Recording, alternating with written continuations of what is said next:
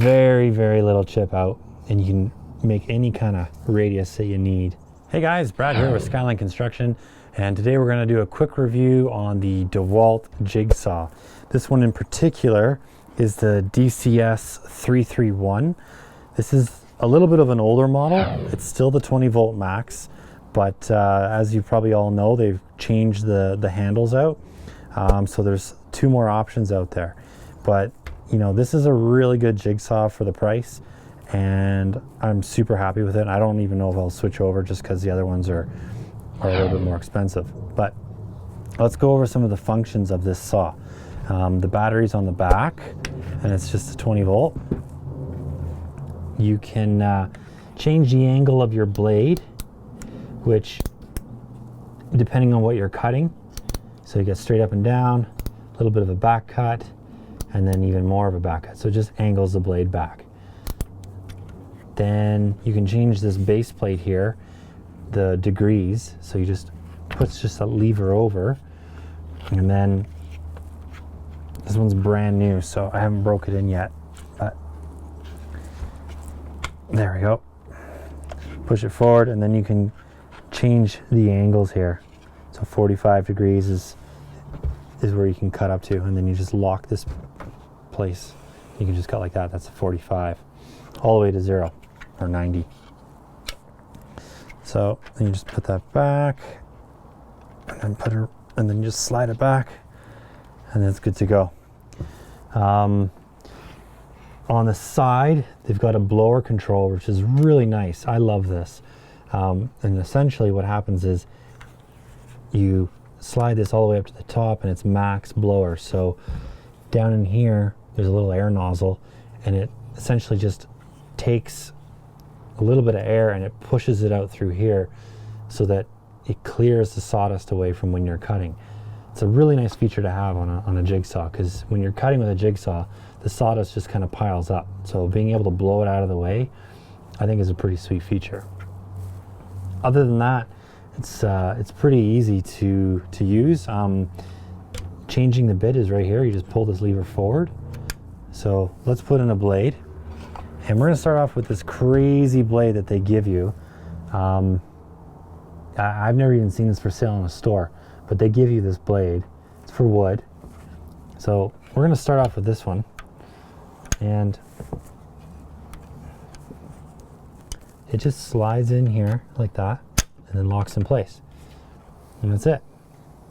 And then you put the battery on, and you're good to go. All right, so we're just going to cut a little bit of wood, and then we'll switch over to some other blades. This is a little Dewalt case that I have, and this is actually a really sweet case. You can hold 6 different slots, so you can put as many blades in here as you really want, but you know, you can organize them into metal, wood, aggressive wood, all that kind of stuff. And then you can flip it over, and then you've got more storage on this side. So I've got a super long blade in there. I really like these little guys, these clean cut blades. Maybe we'll do a demo with that one as well. But for now, let's just cut. Again, we're going to use this piece. You've probably seen it in other videos, but we're just going to use this little piece of stained up fur, and let's just do an end cut here and see how this aggressive blade. So it's so big, I can't even like get my base plate on because the blade sticks forward so much. So I'm just going to come at a bit of an angle here.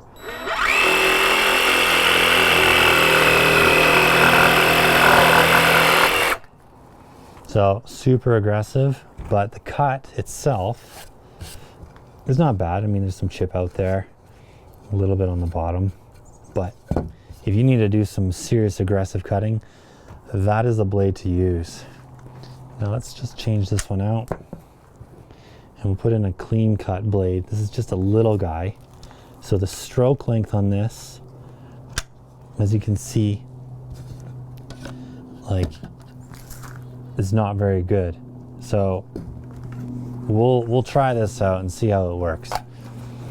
But I'll do some turns and stuff with it as well, okay?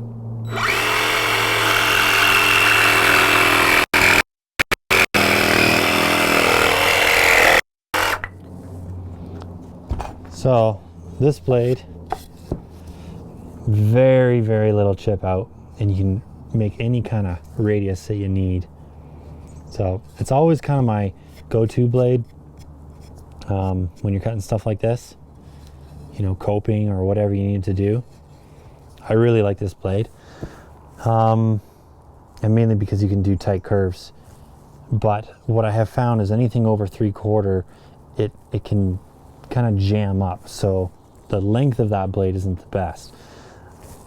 There are a ton of different blades you can buy for jigsaws. You just got to make sure that you're buying the ones that have this type of notch in it. Okay, so this blade in particular, the DT2074 notch, and the blade itself is the DW3311. So there's other models out there that don't have these little teeth, and it won't work on this style of jigsaw. But I don't know if I've ever used this blade, to tell you the truth. But yeah, that's a jigsaw for you guys. Not much to it. They've been around forever. They are very handy. I think every carpenter who does any kind of woodwork has a jigsaw. So let me know what jigsaws you guys like. You know, if you're using the newer Dewalt ones, what's your feedback on that? The different types of handles, you know, getting rid of the D handle and trying out that other style. I know there's some other models, like Milwaukee has some sweet ones as well. So I'd love to hear your thoughts, and maybe I'll go out and buy one of those and we'll do a review as well. But until next time, guys, hit that notify bell, subscribe, give us a like, and keep on crushing it, and we'll catch you later.